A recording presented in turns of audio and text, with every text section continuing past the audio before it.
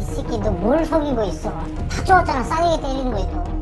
네 같은 놈이 간첩 같은 놈이 어떻게 인권이 있냐고. 어? 넌 여기서 서류 없이 죽어도 누가 와서 뒷따라 벌 줄 아냐고. 내가 간첩이라는 걸 실토하면은 한국에 나와서 집도 받고 돈도 받고 잘 살 수 있다. 그러니까 걱정은 다 아는 거예요. 간섭이 아니라. 외부와 철저히 차단된 밀폐 공간. 그곳에서 이뤄지는 집요한 협박과 회유. 이 앞이 샤워실 문이거든요. 샤워실 문인데 네, 하나는 여기를 비치고 하나는 안쪽 비치는 거예요. 그럼 이 안에서 어디에 있든가 다 CCTV에 네. 보이네요. 네, 그렇죠. 세간에서 이곳을 일컫는 또 다른 이름은 이른바 간첩 제조 공장.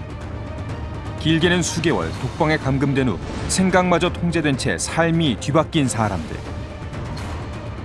순진한 사람들 데려다가 간첩으로 만들어서 감옥에 쳐도 인권이 없는 게 아닙니까 이게. 135일간의 감금 그리고 자백. 밀실 3302호의 비밀이 이제 세상에 드러나고 있습니다.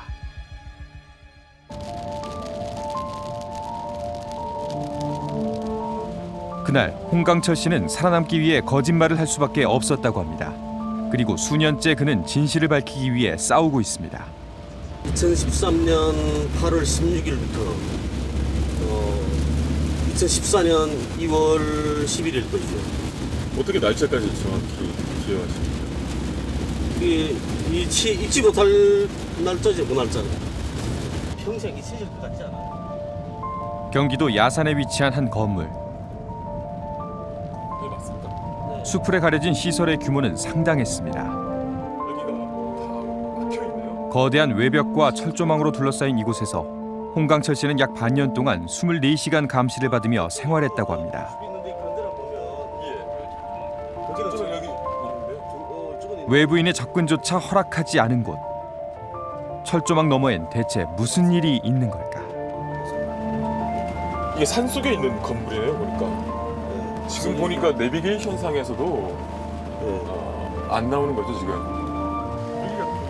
철조망 안에서 바깥 세상을 꿈꿨다는 홍 씨. 다시 이곳을 찾기까지 4년이 흘렀습니다. 건물이 저 그때는 저 안쪽에도 저런 둥근 철조망이 있었어요. 안쪽에도. 네, 안쪽에 바닥에. 그럼 이 건물 둘레로 전부 다 이렇게 네, 다 있었거든요, 철조망이. 철조망이 전부 다 쳐져 있었으니까. 네, 안쪽이 둥근 철조망이. 그럼 이 건물을 나갈 수 있는 길은 그 정문이. 우리는 홍 씨가 감금돼 있던 시설의 정체를 파악해 보기로 했습니다. 예, 어떻게 오셨죠, 선생님? 이분 여기서 6개월가량 조사를 받으셨다 그래가지고. 아, 이분요? 예. 여기는 이제 국가보호시설이잖아요. 1급지거든요. 그러니까 청와대 아시죠? 청와대 함부로 못 들어가시죠? 그렇죠. 네, 그거 똑같다고 생각하시면 주민들은 이곳을 어떻게 알고 있을까? 말씀드려 드리겠습니다. 저 건물 있지 않습니까? 여기 뭐 하는 곳인가요, 여기가? 저희도 잘 모르겠네요. 건물이 혹시 뭐 하는 곳인지 아세요? 흘러들은 얘기로는 확인은 안 해봤지만 뭐 탈북자들이 그 안에 뭐 있다라고 하는 뭐 그런 식의 저 안에서 얘기인데 뭐 하라는? 뭐 교육을 시키는지 그 내용은 나도 모르죠. 이곳의 정체는 국내로 입국한 모든 탈북민이 통과 의례처럼 거치는 합동 신문센터였습니다. 홍강철 씨는 조사를 받는 135일 동안 독방에 갇혀 있었습니다. 그리고 간첩이 됐습니다. 탈북자로 위장해 난파된 간첩이 또 적발됐습니다. 북한과 중국 국경 지역에서 탈북 브로커 융호 씨를 납치하려다 실패하기도 거짓말 탐지기를 빠져나가는 방법도 배운 것으로 알려졌습니다. 우리나라로 치면 국군 기무사령부에 해당하는 북한 보위사령부 소속 공작원이었습니다. 국정원에서 뭐라고 하던데? 딱 인정하고 그 재판까지 다 끝난 다음에 네? 그 다음 자기네 다 데려다 주겠다. 이거 다 말한다. 데려다 준다고 네. 북에 있는 가족들은 네. 평양에 있는 것도 데려오는 게 우리 평양에 있는 것도 평양에서도 우리 사람 데려왔는데 왜 그 국기 있는 못 데려오냐 이 문제였습니다. 그러다 박수진의 간첩을 인정했습니다. 그렇다면 국정원과 검찰은 홍강철 씨를 왜 북한 보위사령부 직파 간첩이라고 한 걸까? 함경북도 무산이 고향인 홍강철 씨는 국경경비대 소속 군인이었습니다. 그는 군 생활 당시 밀수를 눈감아 주었다는 이유로 불명예 제대를 했다고 합니다. 간부가 못 되고 이렇게 되니까 내 스스로 그다음에 자포자기 하게 되는 거예요. 그러면서 이렇게 살 바에는 돈이라도 벌자. 돈이라도 벌자. 예. 그래서 돈 벌기 시작한 거예요. 그러니까 위법적인 일에 또 손대기 시작했죠. 예? 어떤 일이요? 그래서 송금 브로커, 송금 좀 받았었거든요. 단속을 피하기 위해 자연스럽게 군 관계자들과 친분을 쌓았다는 홍 씨. 당시 알게 된 보위사령부 7처. 김모 과장이 홍 씨를 정식 공작원으로 임명했다는 것이 검찰 측 주장입니다. 보안사령부 집파 공작원이 난파되기 전에 탈북 브로커를 유인해서 납치해가는 그런 임무를 했다라는 게 핵심적인 겁니다. 홍 씨는 송금 브로커를 하며 알게 된 탈북 브로커 유 씨를 납치가 용이한 지역으로 유인하면서 중국 국경지대에 장기간 체류하도록 합니다. 그러나 납치에 실패하자 이번엔 국내에 침투하라는 명령을 받고 박 씨 모녀를 속여 함께 위장 탈북을 했다는 겁니다. 그는 일반 탈북자들에 섞여 중국에서 라오스와 태국을 거쳐 이동했습니다. 이 역시 의심을 피하기 위해서라는 게 검찰 측의 설명.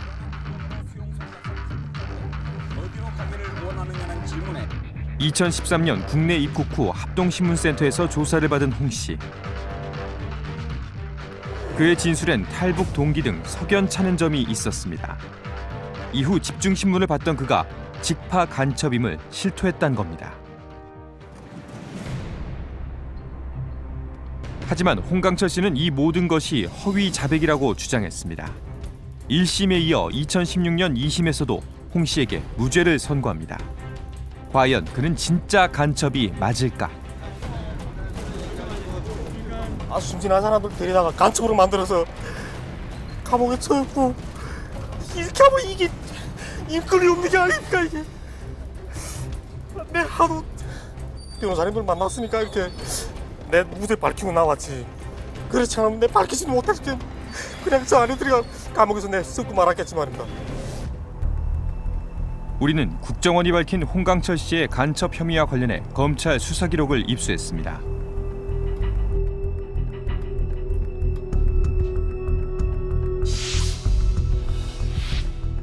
보위사령부 7처 무산조서비서 김모 씨의 지령에 따라 유 씨를 약치 유인하려 했으나 유 씨가 납치 장소에 나타나지 않아 미수에 그쳤다. 국정원과 검찰은 이런 판단의 근거로 홍 씨가 작성한 자필 진술서를 증거로 내세우고 있습니다. 모든 인물과 정황은 홍 씨의 입에서 처음 등장했다고 설명합니다. 실제 홍 씨의 진술서를 살펴보면 탈북 브로커 유 씨를 중국 국경지대에 머물게 했다는 내용을 시인하고 있습니다.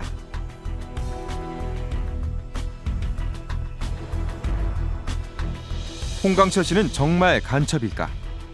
국정원의 참고인 중엔 홍 씨가 위장 탈북 과정에서 동행했다는 박 씨 모녀도 있습니다. 혹시 이들이라면 수상한 낌새를 알아챘을까? 우리는 어렵게 박 씨를 설득해 만날 수 있었습니다. 박 씨는 합동신문센터에서 홍강철 씨에 대해 집중 추궁을 받았다고 합니다. 박 씨는 그를 어떻게 생각할까? 저도 내 자식이 이렇다 진짜 가슴. 지금 생각해 보면 오빠 아니면 진짜 우리는 어떻게 올까 지금. 앞도 안 보여요. 앞이 안 보여요. 홍강철 씨가 그 아이를 업으면서 예. 수십 킬로를 이렇게 걷기도 하고 고생 많이 했어요. 보자기를 이렇게 해서 앞으로 이렇게 비끌어냈어요. 그냥 네 움직이지 마라. 여기서 땡소리 하면 그 다음에 죽는다 우리다. 그러니까 그다음 조그만 거 입 딱 가면 가만히 있는 거지 여기서. 더워도 덥다는 소리 못하고. 그렇게 겪고 왔어요. 홍 씨가 북한 보위부의 요원이었다는 국정원 측 주장과 달리 홍 씨는 탈북 당시 불법 브로커 일로 무산 지역에서 북한 당국에 쫓기고 있었다고 합니다. 그 때문에 박 씨 모녀와 동반 탈북을 결심했다는 겁니다.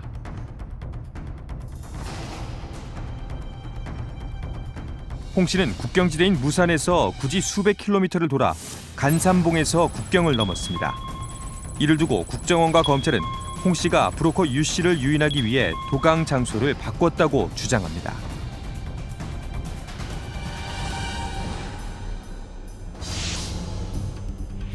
보위사령부 간부 김모 씨로부터 브로커 유모 씨를 납치해 간첩으로 체포하겠다는 계획을 통보받았다.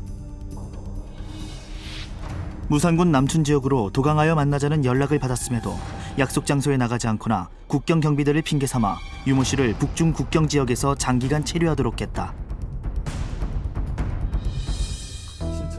그런데 박 씨가 전하는 사정은 조금 다릅니다.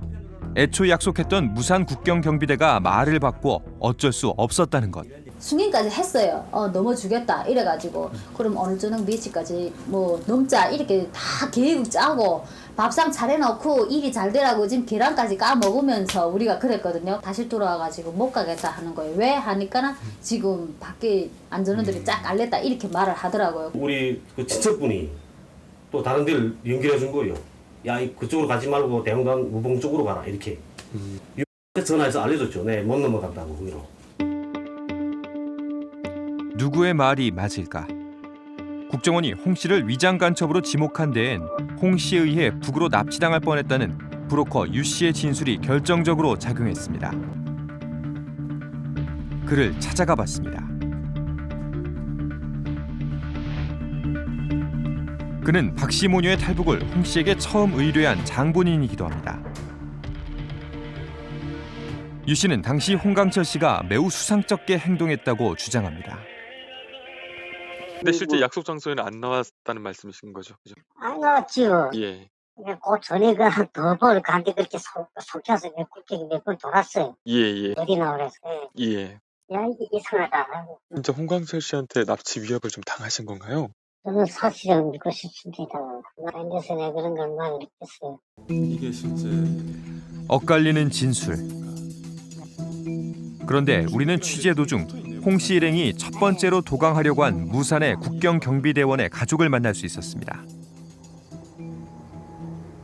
가다가 일에도 잘 안 돼가지고 잡혀서 우리 집이 다 이렇게 들통나면 큰일 나잖아요. 그래서 다른 데로 이렇게 조종 파견된다고 우리 막 쫓아보낸 거예요. 그거. 우리 집으로 보내달라고 엄마한테 빌고 또 빌었다니까요. 브로커 유 씨를 유인하기 위해서가 아니라 국경경비대원의 사정으로 무산에서 국경을 넘지 못했다는 홍 씨의 말은 사실이었습니다. 뭐예요? 근데 우리 집으로 도망치려고 했댔지 않을까 그때? 그리고 내가 죽는다고 쫓아보냈지. 대형장 쪽으로 갔다. 일행을 대홍당군으로 보냈다는 노모의 말도 홍 씨의 주장과 일치합니다. 하지만 일행은 대홍당군에서도 도강에 실패합니다. 낮에 가서 그런데 안 된대요. 지금은 돌축 처리 안 해서 그때 돌축 처리 안 했거든요. 6월이니까 그 간산봉에 가서 그쪽으로 넘겨주겠다 하더란 말이에요. 결국 홍강철 씨는 초소를 피해 아이를 업은 채 산길로 3일 밤낮을 걸어 간산봉에 도착했다고 합니다.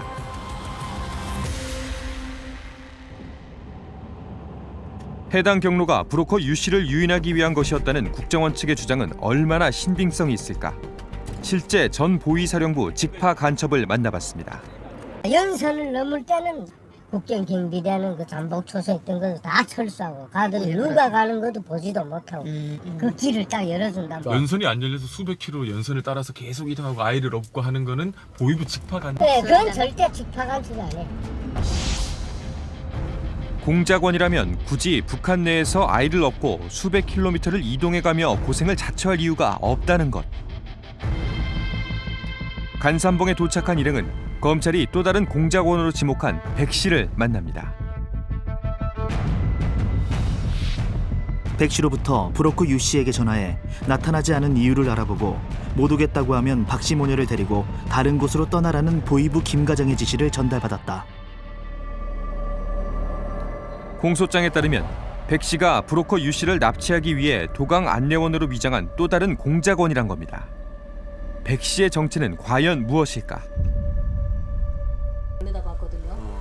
홍 씨와 동반 탈북한 박 씨는 백 씨가 공작원일 리 없다고 주장합니다. 그가 오히려 안내를 망설였단 겁니다. 딸 보고 반대했어요. 우리 딸 보고. 왜 반대를? 딸 데려온 사람은 무조건 건너갈 사람이라고 이렇게 짐작을 했거든요. 탈북할 사람이다? 네, 저도 그렇게 짐작을 해요. 브로커 유 씨와 통화할 때조차 가족 탈북을 의심해 안내를 그만두려 했다는 백 씨. 무서워서 못 가겠다더라고요. 그래 내가 또 거기서 얼렸죠. 그 사람은. 야, 니 돈 받아야 되지 않겠나? 여기까지 왔는데 물러서겠나? 그래서 할 수 없이 그다음 우리를 데려간 거예요. 그래서. 진짜 많이 걸렸어요. 저도 씨라는 안 사람은 가겠다 계속 안 가겠다고 예, 했습니다. 예, 예. 안 가겠다 했죠. 또 다른 공작원이다 이렇게 주장을 하는데 어떻게 좀 보십니까? 그건 진짜 말이 안 돼요. 거지. 여기로 말하면 거지. 네, 너무 좋잖아, 우리는 꽃제비라 하는데 여기로 말하면 거지라잖아요. 완전 그돈 받아가지고 너무 좋아서 갈 때는 돈 턱 받는 순간에 인사에 완전 그 사람 얼마나 좋아했는지 몰라요, 그 돈. 아니, 이 사람들이 이게 돈 내는 장면이거든요. 도강 안내를 무사히 마친 백 씨가 중국 화폐를 챙기는 모습은 사진으로도 남아 있습니다. 만약에 공작원이라면 이런 사진도 못 찍게 하죠. 자기 얼굴이 나오는데. 그렇죠. 어디 공작원 그런 공작원 있어요. 자기 얼굴이 나타나는데 못 찍게 하죠, 이것들이. 단순 도강 안내원에 불과했던 백 씨를 국정원이 공작원으로 지목했다는 겁니다. 백 씨로부터 지시를 받고 브로커 유 씨를 중국의 장백 23도구 표식비까지 오라고 유인했으나 유 씨가 나타나지 않아 미수에 그쳤다. 결국 홍 씨 일행은 수백 킬로미터를 이동한 끝에 간삼봉에서 압록강을 건너 국경을 넘었습니다. 그러나 브로커 유 씨는 홍 씨 일행을 데리러 오지 않았다고 합니다. 중국 국경지대에서 유 씨가 나타나지 않은 이유는 무엇일까? 아직도 재판도 안. 변방대 초소에 단속됐대요, 자기네가. 그리고 오지 못한다는 거죠. 그러면서 변방대 초소 너무 살아나더란 말이에요, 내보고. 애는 내 없고 이렇게 이다 맸단 말이에요, 보자기로 이렇게 꽉. 그렇게 그걸 막 기어서 갔어요.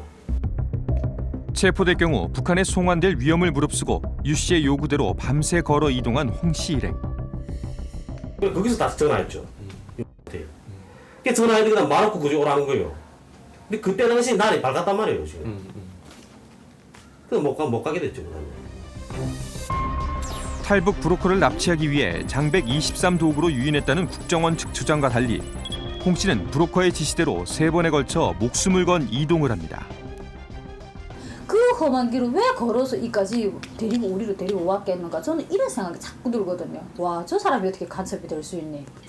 그리고 어제 않고 그 장백에서 훌 넘겼으면 우리가 건너가면 잡히면 못하는 거예요. 그렇다면 처음부터 납치 공작은 존재한 걸까? 검찰의 공소장에 따르면 이 모든 일은 보위사령부 7처 김모 과장이 홍 씨에게 공작원 임무를 맡기며 시작됩니다. 피고인은 2012년 8월 초 상부의 김모 과장으로부터 7월 초에 보위사령부 본부의 비준을 받아 정식 공작원이 되었다는 사실을 통보받고 한 달 동안 공작원 교육을 받을 것을 지시받았다. 직접 자신의 집까지 홍 씨를 불러들인 보위사 간부. 그러나 실제 직파 공작원 출신 박 씨는 실소를 터뜨립니다. 이런 창고 같은 곳에서 이런 난파 교육을 1개월 동안 받았다고 하는데 이게 말이 그거는 말이 안 돼. 네, 그건 말이 안 돼. 북한도 그 나라 아니에요. 예. 나라를 대표해서 해외 내보내는 사람은 뭐 어느 가정집에서 부엌에서 뭐 한 달 동안 그런 걸 원래 할 수가 없고 말이 안 돼. 북한이 그렇게 해외 반탐이 얼쑤하지 않아요.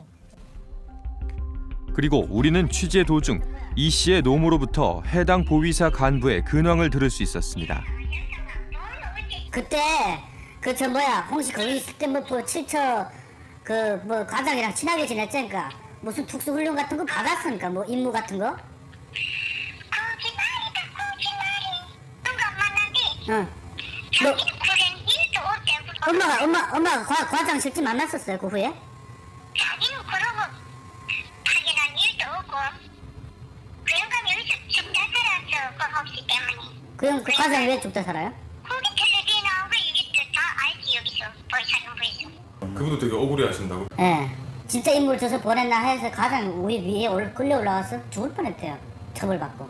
실제 안 보냈는데 홍강철은 그렇게 소문났으니까 여기.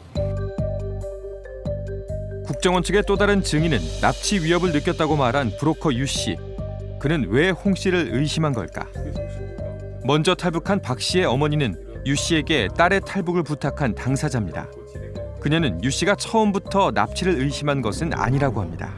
자기는 거기를 못 가겠단다 말이 그 다음부터 국경이 너무 뭐 심해서 그래서 그 다음에 우리 친척인데다가 전화해서 야네 또 3일 굶었다지 다른 브로커를 썼단 말이야. 그 다음부터 낸 데다가 진짜 입에 담지 못할 욕을 문자로 하루에 한 300통씩 온단 말이에요. 새 브로커에게 일을 뺏긴 후 시작된 브로커 유 씨의 협박 문자. 그런데 한 달 뒤 유 씨는 뜬금없이 홍 씨가 보위부 간첩인데 딸도 두고 보자며 협박했습니다. 참다 못한 박 씨의 어머니는 유 씨를 협박죄로 고소했고 그는 벌금 500만 원에 처해졌습니다. 처음에는 그런 소리 전혀 안 했어요. 그러다가 어제는 자기 못 데려오고 자기인데 돈이 안 차려지니까 그 다음부터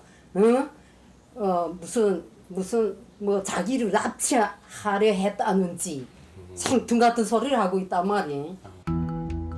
이 사건 뒤 유 씨는 홍강철 씨를 제보했습니다. 홍강철이가 간첩이든 아이든 지구받든 아이든 그거 떠나서 내가 돈을 쓰고 왔다 갔다 한 걸 한데 그 알력이 누기 손을 얻은 간에 그건 받아야 되잖아요. 저는 간첩이라고 말한 건 없어요. 알아요? 아 간첩이라고 제보는 안 하셨다. 예. 간첩이라고 말한 건 없지만 그가 넘어왔을 때야 좀 이상하니까 좀 용은 좀 가져야 되겠다 해서 내 생각 그대로 전했을 뿐이지. 예. 무슨 그다음 나머지 일은 내가 뭐 수사기관도 아니고 뭐 정보기관도 아니까 난 모른단 말입니다.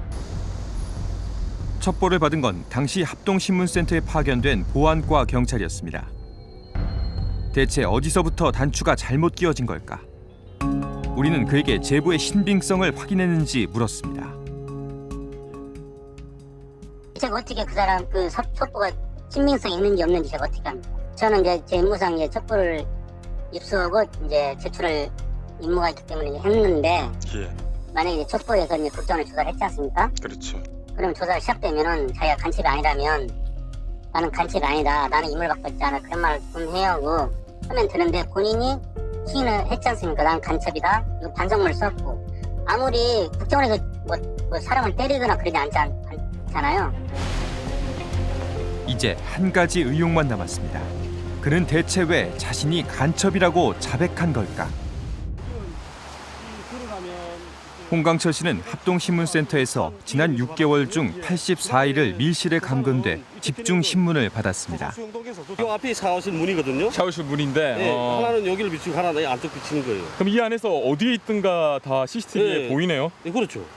이 안에 이 사각지대 이 안에는 없어요. 하고 보상했어요. 그는 여전히 악몽 같던 독방 생활의 기억에 갇혀 있습니다. 꿈꾸면 뭐 이렇게 막날 누기 이렇게 갇혀 있는 이런 새까만 그런 방에 갇혀 있는 그런 꿈 자꾸 꾸거든요. 재판 과정에서 처음 세상의 실체를 드러낸 밀실 3302호.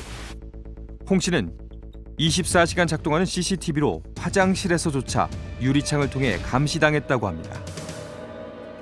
생활 공간 바로 옆엔 조사실이 있었습니다.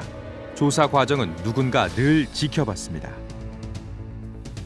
우리는 3302호의 내부 사진과 구조도를 입수해 홍 씨의 증언을 바탕으로 5년 전 그곳으로 되돌아가 보기로 했습니다. 홍 씨는 보름간 1차 조사를 마친 뒤 3302호로 옮겨졌습니다. 1차 조사 때와 달리 이곳은 조사실과 문 하나를 두고 연결돼 있었습니다. 복도조차 나갈 수 없는 완벽한 밀실. 감금 생활의 시작이었습니다.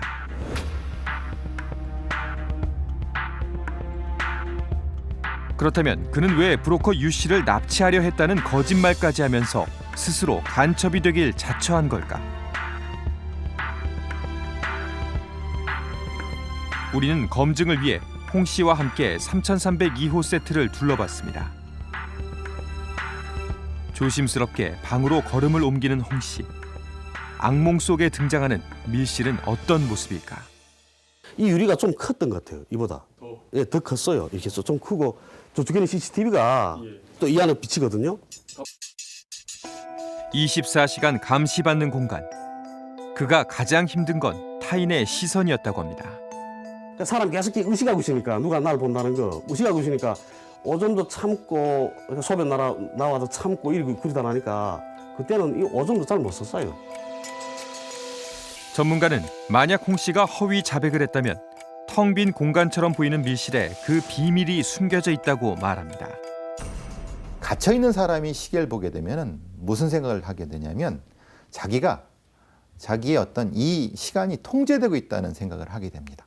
바깥에서 자유로운 상태에서 시계를 본다면 그런 생각을 안 할 거예요. 근데 문제는 공간이 통제되어 있습니다. 그런데 사생활은 노출되어 있고 그 다음에 그렇게 되면 시간이 통제되어 있다는 것을 스스로 느끼게 됩니다. 그럼 뭐가 되냐면 시간이 통제되어 있으면 자기가 이것을 함부로 마음대로 못한다는 것.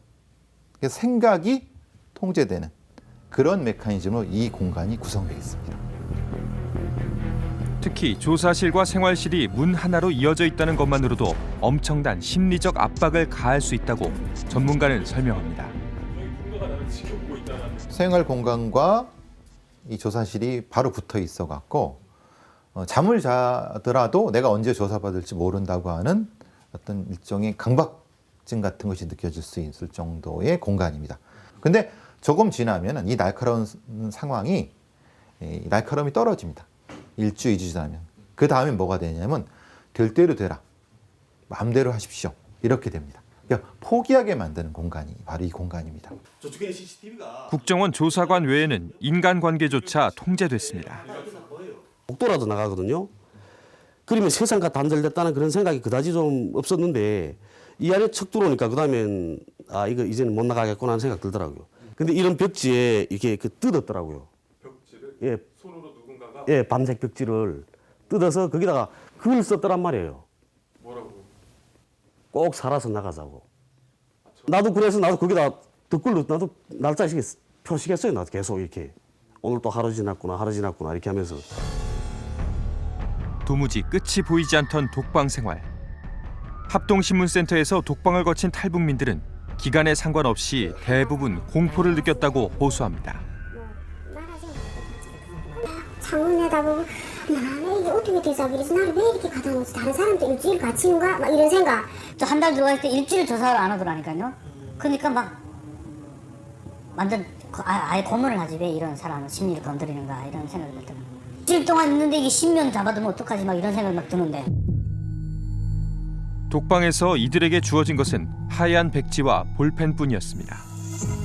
출생 이력부터 살아온 전 과정을 적는 일명 자서전 쓰기. 이 과정에서 모순점이 발견될 경우 홍 씨처럼 집중 신문을 받게 됩니다. 써라. 그다음에 또 우산역에서부터 집까지 약도로 그려봐라. 그럼 또 다음날에 들어와서 또 이번에는 학교 다닐 때 고등학교 다닐 때 고등학교 한 학급에 있던 친구들 이름을 1번부터 몇 번까지 써라. 우리 기억이 안 나는 분도 많을 것 같아요. 야, 근데 거기가 정말 무섭긴 무서운데. 왜? 중국에서 7년 동안 살면서도 한 번도 떠오르지 않게 이런 게 다 기억났어요. 신문을 받던 중 조사관에게 폭언과 폭행까지 당했다는 충격적인 증언도 있습니다. 이 새끼들이 안 되겠구나 하면서 막 머리 이렇게 막 잡아당기고, 예, 하고 막 아니라는데 왜 이러냐고 사람 진짜 기분 없이 왜 머리를 잡아당기냐고 막 이렇게 돌아보니까 쏴내기를 막 때리더라고요. 아니 막 니 같은 놈이 간첩 같은 놈이 어떻게 인권이 있냐고. 넌 여기서 소리 없이 죽어도 누가 와서 뒷따라 볼 줄 아냐고. 말 안 들으면 이 옆에 와서 발로 차요 그 책상을 이렇게. 예, 꽝꽝 차면 이렇게 책상 이렇게 다가오잖아 이렇게 내 앞으로. 그러면 겁이 나죠. 솔직히. 그 신문관들이 그랬어요. 인정하기 전에 못 나간다고. 폭행보다 두려운 것은 원하는 진술이 나올 때까지 계속되는 신문 과정이었습니다. 낮엔 조사를 받고 밤엔 진술서를 쓰는 생활. 홍 씨는 간첩이라는 자백을 한 후에도 수차례 진술을 번복했습니다. 그가 더 이상 번복하지 않기로 결심한 건 북에 있는 가족들 때문이라고 했습니다. 계속 이렇게 번복하거든요. 번복하고 계속 이렇게 반복되니까 간부가 들어와서 이렇게 말하는 거예요. 당신의 가족은 국경에 있지 않냐. 사람 한 명 데려오는데 얼마 드는지 아는가 고. 1,200만 든대. 집도 주고 돈도 주고 다 준다 했어요. 이미 전에 강철 씨처럼 된 사람들도 지금 현재 국정원과 연결된 그런 부문에서 다 일하고 있다. 이렇게 말했어요. 그러니까 그러면 이 사람들 말 듣고 내 여기서 빨리 나가는 게 옳겠구나 하는 생각 들었죠. 그런데 모든 것이 거짓이었다면 홍 씨는 천여 장에 달하는 백지에 간첩 혐의를 어떻게 채워 넣은 걸까? 조사 과정에서 이제 그 힌트를 주잖아요. 힌트 주면 힌트에 맞게 내가 말해요. 탈북 브로커들을 어떻게 하라고 임무받은 게 없냐 이렇게 물어보는 거예요. 그러면 그런 건 없었습니다. 야, 니 북한에서 잡아가는데 탈북 브로커들 잡아가는데 너한테 임무를 왜 안 줬겠냐? 그 사람들에 대한 거 무슨 자료라도 뽑아보라고 임무 주지 않았겠나? 그러죠. 그러면 또 예 맞습니다. 그렇게 하라 했습니다. 중대 범죄인 간첩 혐의를 인정한 뒤에는 오히려 포상이 뒤따랐습니다. 자기들이 그 우도하는 대로 내가 말 만들어내잖아요. 그럼 오늘 저녁에 또 개석하자 그러죠. 그렇게 하고 그다음에 뭘 먹겠나 내가 물어봐요. 개도 사오고 무슨 회도 사가지고 오고 뭐 치킨도 가져오고 뭐 포도주 무슨 발렌타인 뭐 이런 것도 다 갖다 주고 그랬거든요. 홍 씨가 구치소에 수감되자 국정원이 영치금 20만 원을 지원한 정황도 포착됐습니다. 만약 홍 씨가 허위 자백을 했다면 그것은 그가 밀 씨를 벗어날 수 있는 유일한 방법으로 믿었기 때문일 거라고 전문가는 말합니다. 옛날 같은 경우는 뭐 물리적 고문이라든가 뭐 이런 부분이 과거에 있었다고 하죠. 요새는 오히려 피조사자가 제발 내 말 좀 들어주고 이렇게 하는 방식, 사정하는 방식으로 공간과 이걸 세팅을 하고 그렇게 하도록 하기 때문에 어쩔 수 없이 자백 아닌 자백을 하게 되는 거죠. 사실은 자백이 아니죠. 원하는 대로 진술하게 되는 거죠. 국정원과 검찰이 홍강철 씨 간첩 혐의를 입증하는 주요 증거로 내세운 자필 진술서는 과연 얼마나 믿을 만한 것일까? 우리는 검찰의 수사 기록에 담긴 진술의 신빙성을 검증해 보기로 했습니다. 홍강철 씨 같은 경우에서는 자기가 이제 돈을 어떻게 어느 정도 한 1, 2년 정도 가족들이 먹고 살 수 있을 정도의 돈을 마련하고 가려고 이제 했는데 이제 이런 여러 가지 다른 상황 때문에 실패돼서 되게 이제 안타까워하는. 진술서 곳곳엔 탈북을 앞둔 홍 씨가 남겨질 가족들의 생계를 위해 목돈을 구하려 한 정황이 담겨 있습니다. 스스로 직파 간첩임을 고백한 내용과는 어딘가 앞뒤가 맞지 않습니다. 홍강철 씨는 자기가 이제 남한으로 와서 이렇게 첩보 활동을 하는 이제 간첩의 임무를 띠고 오는 사람이면 당연히 정부에서 지원이 있겠죠. 특히 이제 생활비. 이 사람들이 어떻게 살면 살 수 있을지에 대한 게 제일 이제 큰 고민이라는 게 사실 현실성이 떨어지는 진술이라고 볼 수 있죠. 이상한 점은 또 있습니다. 홍 씨는 작전 중임에도 상부는 물론 납치 대상인 브로커 유 씨와도 연락이 닿지 않았다고 설명합니다. 납치하려는 계획이면 그래도 체계적으로 이 사람의 위치나 아니면 장소나 이런 것들을 이제 긴밀하게 파악을 하고 있어야 되는데 그런 파악이 하나도 안 이루어져요. 그러니까 이제 유 씨가 언제 오는지도 모르고 어디에 있는지도 모르고 그리고 어디에 있는지에 대한 것도 하나도 보고도 못 해주고 그러니까 이런 것들은 누구 납치하는 이런 작전에 기초도 안 되어 있다라고 볼 수가 있는 거죠. 외부의 감시를 받지 않는 국정원 합동신문센터. 우리는 여기에서 자행되는 인권 유린 실태에 대해 국정원에 물었습니다. 국정원은 밀실과 감금 조사에 대한 의혹을 없애기 위해 1인실을 가족실로 개조하고 야간, 휴일 조사 등도 금지했다고 밝혔습니다. 국정원의 말은 사실일까? 우리는 언론사 최초 합동신문센터 조사실을 직접 촬영하기로 했습니다. 국가보안목표 시설 최고 등급이라며 촬영 공간은 4인 생활실과 조사실로 제한됐습니다.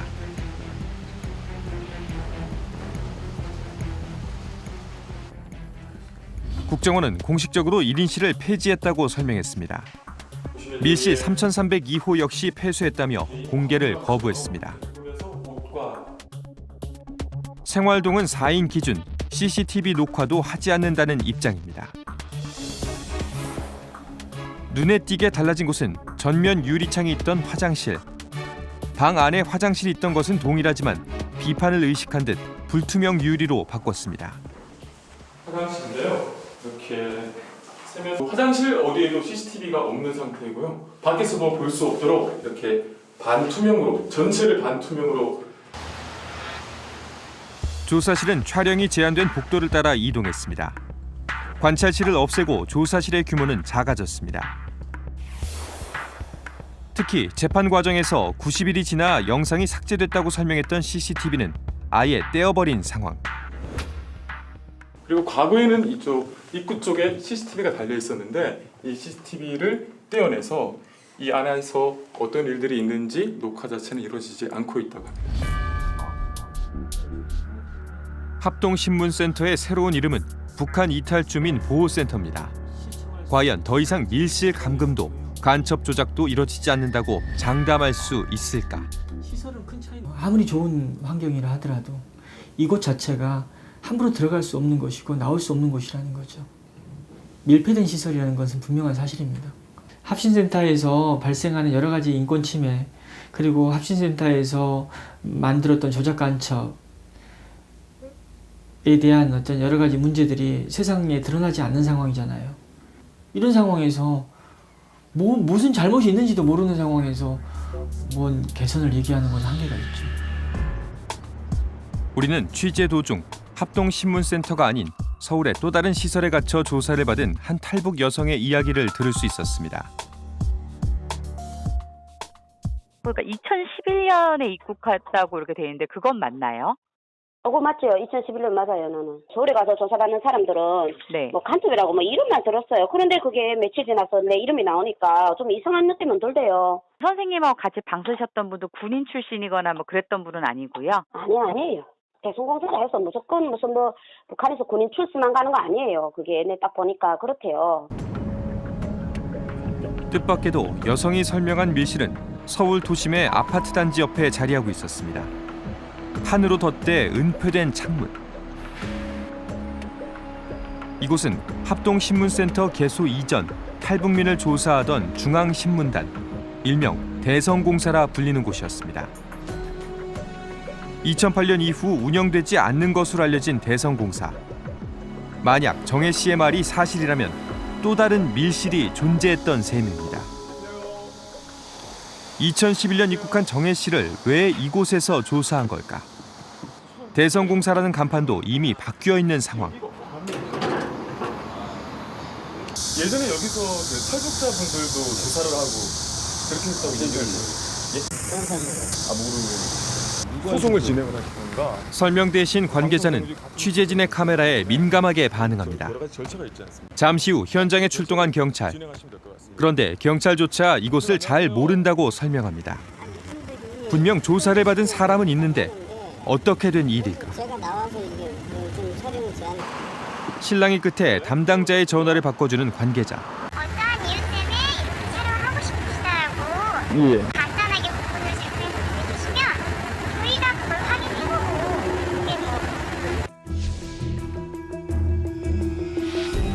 이게 2010년 이후 탈북자 급증으로 시흥센터가 수용 한계를 초과함에 따라 해당 기관에서도 수용하게 되었으며 2014년까지 수용하였던 인원은 약 1,900여 명입니다. 16명을 제외 2010년 탈북민이 급증해 2014년까지 민간 탈북자를 부득이하게 국정원이 아닌 국방부 소속 대성공사에서 수용했다는 이야기입니다. 그런데 탈북민 국내 입국 현황을 살펴보면 국방부의 주장과는 다릅니다. 탈북민 수는 2011년 일시 증가한 이후 2012년부터 줄고 있습니다. 대성공사에서 조사를 받은 정혜 씨는 독방에 감금된 채 한 달간 조사를 받았다고 합니다. 조사받는 방은 딱 개별적으로 독방인데 거기 뭐 컴퓨터 하나, 침대 하나, 어제는 그 무슨 그런 장 옷장인가 그거 하나밖에 없거든요. 문 우리가 두드리면 그 군대가 군인들이 열어주고 화장실 갔다가 나오면 자기네가 또 데리고 그게 억수로 불편하대요. 신고를 해야 되고 허락을 맡아야 국정원의 불법 구금 논란은 어제 오늘 일이 아닙니다. 그래서 몇몇 중앙합신센터를 공개를 했던 취지라든가 그다음에 국회 국회 정보위에 보고했던 그런 내용들을 좀 기망하는 뭐 이런 것들이죠. 편의주의에 기반한 어떤 일종의 입법 소지가 있다고 봅니다, 저는. 남산 중앙정보부로 대표되던 간첩 조작의 역사는 1970년대로 거슬러 올라갑니다. 제1동포, 납북어부 등 소위 직파 간첩으로 몰린 이들은 밀실 고문으로 받아낸 자백을 증거로 간첩이 됐습니다. 그리고 수십 년이 지난 지금은 우리 사회의 취약계층으로 전락한 탈북민들이 가장 손쉬운 간첩 조작의 대상이 됐습니다. 제1동포 간첩, 납북어부, 월북자 간첩의 특징이 고문 조작 아닙니까? 거의 대부분 고문 조작으로 그렇게 했는데 이제 민주화가 됐기 때문에 고문 조작도 쉬워지지 않은 그런 상태에서 생긴 사람들이 탈북자 간첩들이 이제 나오기 시작하는 거죠. 지난 2013년 발생한 지난 2015년 10월 대법원에서 무죄 확정 판결을 받은 일명 서울시 공무원 간첩 조작 사건.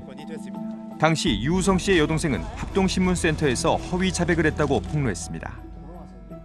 재판 중에도 국정원과 검찰은 증거를 조작하고 증인을 매수해 거짓 증언을 유도했다고 했습니다. 증거뿐만 아니라 증인, 심지어 이제 진술서까지도 이제 국정원에서 이제 써가지고 본인들이 그걸 받아 쓰는 방식으로 진술서까지 만들어졌던 게 사건에서 이제 나중에 다 드러나게 된 겁니다. 자신의 전 부인이 국정원에서 돈을 받고 거짓 증언을 했다고 양심 고백을 한 신 씨. 그는 조작으로 한 사람의 삶이 망가지는 것을 참을 수 없었다고 합니다. 본인 자체도 몰랐고 간첩인 게 전혀 생각을 못했고 저도 주다 보면 간첩이라는 친구가 하나도 없어요. 나 안 해갔다 자꾸 그런 거예요. 그 사람들이 본인이 아이 같은데 왜 자꾸 시켰어요? 그 시킨 걸로 되는 거 아니에요? 돈도 주면 아이 같은데 통장에 돈 주고 전화를 왜 와요? 그날 확실하게 못 간다 법원에 이렇게 딱 매듭을 끊은 거예요. 근데 그날 바로 돈이 입금되고 근데 건의를 다 이렇게 해가지고 이거 좀 이제 김 여사가 그 필요한 부분이 있는 걸로 내가 판단이 돼가지고 그렇게 하기로 해가지고 하는데 거기서 갑자기 말을 바꾸셔가지고 이렇게 못 나오겠다고 그렇게 버티시니까 갑자기 일이 이상하게 꼬여버렸어요. 강력하게 얘기해가지고 그런 어떤 이제 보상 문제도 좀 더 이렇게 현실화 이렇게 반영할 수 있게 얘기를 했어요. 현실적으로 반영한 보상금은 얼마였을까? 국정원은 간첩 신고자라는 명목으로 총 2천만 원에 달하는 금액을 신 씨의 전 부인에게 전달했습니다.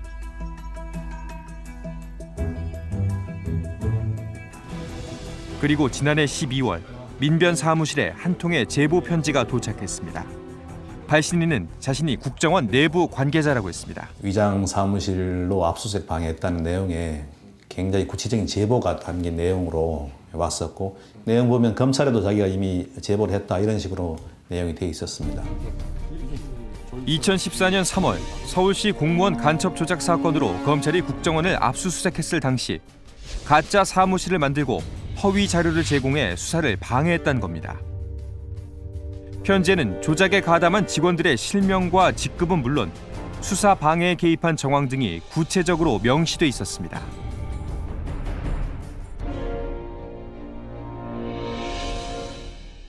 이 사람들이 주도적으로 다시 압수수색을 방해하는 행위를 하고 있거든요. 이 조직이 자정작용을 전혀 하지 않는다는 것하고 건강하지 않다는 것을 그냥 그대로 증빙하는 그런 그 행태입니다. 이런 일이 되풀이되지 않기 위해서는 철저하게 조사해가지고 그 행위에 대해 응당하는 그런 법적 조치가 이루어져야 됩니다. 지난해 홍 씨는 중국에서 어머니를 모셔왔습니다. 아들이 간첩 혐의로 재판 중이라는 소식을 뒤늦게 접했다는 노모는 불안감을 감추지 못합니다. 외롭고 귀찮겠습니까? 나도 귀찮은데 본인은 살아가겠는지 그래도 잘 살자고 여기로 옮기듯이 그런 누명 쓰고 그렇게 구치소에 6개월씩이나 있으면서 또 무슨 국정원에서 또 무슨 독방에다 그 소리 또 있자니까 그랬다니까 진짜 난 가슴 아픕니다. 그 소리를 들으니까. 1, 2심에서 무죄를 선고받고 대법원 판결을 앞둔 홍강철 씨. 국가폭력에 못 이겨 허위 자백을 했다고 울분을 토한 그에게 대한민국은 어떤 화해의 손길을 내밀까? 이제는 확실한 대한민국 국민이죠.